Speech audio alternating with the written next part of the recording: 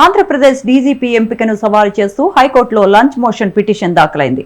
ప్రస్తుత డీజీపీ ఈ నెలాఖరుకు రిటైర్ అవుతున్నారు. ఈ నేపథ్యంలో కొత్త డీజీపీ ఎంపికకు రాష్ట్ర ప్రభుత్వం నిబంధనలు పాటించడం లేదని పిటిషన్ దాఖలైంది. దీనిపై మా చీఫ్ ఎడిటర్ రమేష్ కందర్ గారు విశ్లేషణ అందిస్తారు. సార్, ఎటువంటి రూల్స్ పాటించడం లేదని సుప్రీంకోర్టులో పిల్ దాఖలు చేశారు సార్? అంటే యూపీఎస్సీ గైడ్ లైన్స్ ఉంటాయి దీనికి. దాంతోపాటు సుప్రీంకోర్టు కూడా కొన్ని గైడ్ లైన్స్ ఇచ్చింది. యూపీఎస్సీకి నిబంధనలు ఉంటాయి, సుప్రీంకోర్టు ఏమో గైడ్ లైన్స్ ఇచ్చింది. అంటే డీజీపీ అపాయింట్మెంట్ ఎట్లా ఉండాలి ఏంటని. ఎందుకంటే గతంలో ఏమయ్యేదంటే రెండు రకాలు. ఒకటేమో సీనియర్లను పక్కన పెట్టేసి ఎవరిని పెడితే వాళ్ళని పెట్టుకుంటున్నారు. రెండవది ఏంటంటే వాళ్ళకి తగినంత సమయం లేకుండా 2 నెలలకి 3 నెలలకి ఒకరిని పెట్టుకుంటారు.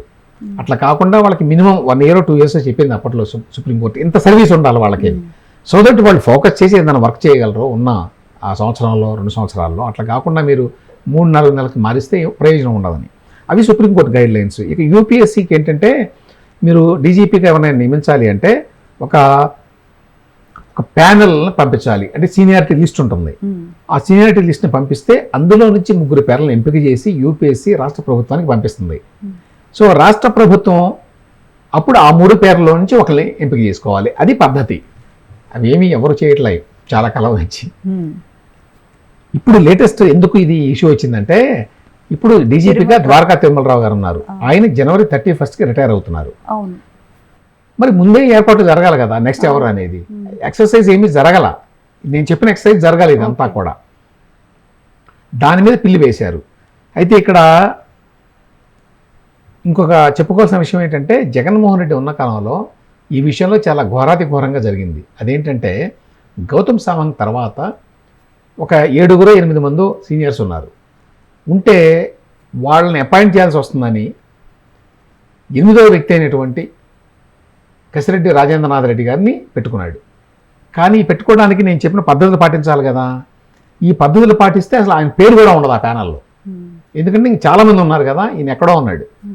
అందుకని దొడ్డిదోమన ఆయన అపాయింట్ చేసుకోవడానికి అప్పుడు జగన్మోహన్ రెడ్డి ఏం చేశాడంటే, ఫుల్ అడిషనల్ ఛార్జ్, ఎఫ్ఏసి అంటారు. అంటే ఫుల్ ఫ్లెజ్ డీజీపీ కాదు, డీజీపీ సీట్లో కూర్చుంటాడు, కానీ అడిషనల్ ఛార్జ్ అనే పేరుతో కూర్చోబెట్టాడు. సో దట్ యూపీఎస్సీకి చెప్పాల్సిన అవసరం ఉండదని. అదేమంటే మేము ఇంకా నిర్ణయించుకోలేదు, ప్రస్తుతానికి తాత్కాలికంగా ఒకళ్ళని పెట్టుకున్నాం. ఈ తాత్కాలికంగా పెట్టుకున్నాం అనే పేరుతోటి 3 ఏళ్ల పాటు ఆయనే పెట్టాడు. చాలామంది డీజీపీలు సరిగ్గా సంవత్సరం కూడా పనిచేయరు. ఇప్పుడు ద్వారకా తిరుమలరావు గారు ఉన్నారు. ఆయన మొన్న ప్రభుత్వం వచ్చిన తర్వాత వచ్చాడు. ఆయన చంద్రబాబు నాయుడు గారు ఆయన్ని ఎంపిక చేసుకున్నాడు, రిటైర్ అవుతున్నాడు ఆయన. అంటే బేర్లీ 8 నెలలు ఆయన ఉన్నది.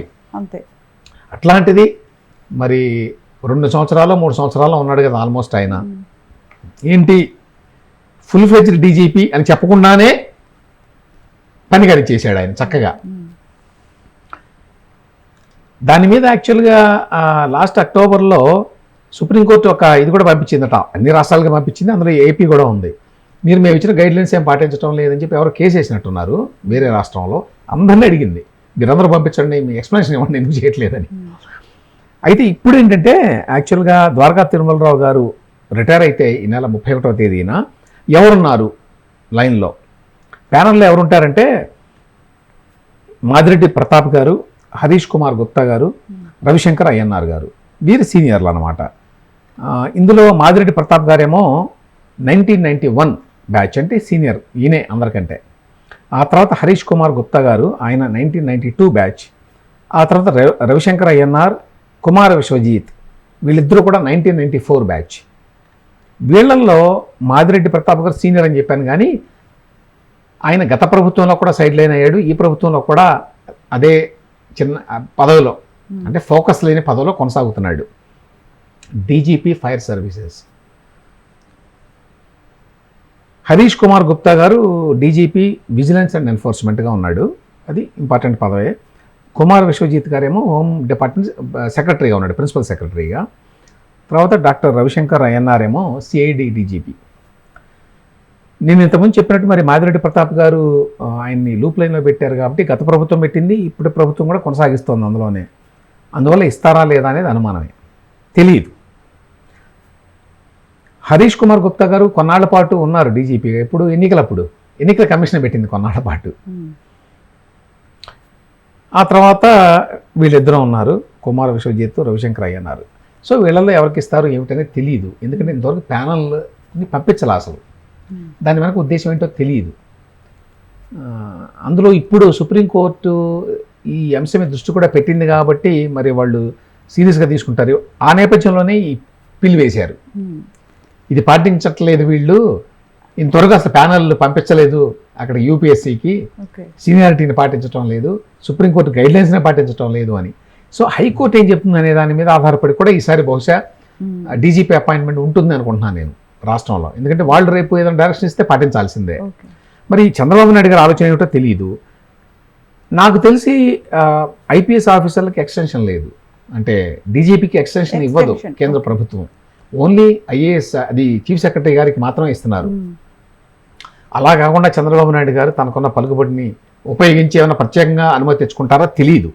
ద్వారకా తిరుమలరావు గారికి ఎక్స్టెన్షన్, లేకపోతే వీళ్ళల్లో ఎవరిని ఎంపిక చేస్తారు, వీళ్ళందరినీ కాకుండా ఇంకా జూనియర్ని ఎవరైనా తీసుకొస్తారా మనకు తెలియదు. ప్రస్తుతానికైతే అది సస్పెన్షన్లో ఉంది. బట్ ఇప్పుడు ఈ కేసు ఫైల్ చేయటం వల్ల హైకోర్టు దృష్టి కూడా దీని మీద ఉంది కాబట్టి దాని నేపథ్యంలో ఈసారి మరి చంద్రబాబు నాయుడు గారు నిర్ణయం తీసుకుంటారో అనుకోవాలి. ఎక్స్టెన్షన్ తీసుకునే ఛాన్సెస్ ఉన్నాయా సార్? అది చెప్పాను కదా, మామూలుగా అయితే ఒప్పుకోవట్లేదు కేంద్రం, ఓన్లీ చీఫ్ సెక్రటరీకి మాత్రం ఇస్తున్నారు అవకాశం. లేదు, డీజీపీకి అవకాశం లేదు, అన్లెస్ ఈ నిబంధన ప్రత్యేకంగా తెచ్చుకుంటే తప్ప. Right, thank you sir.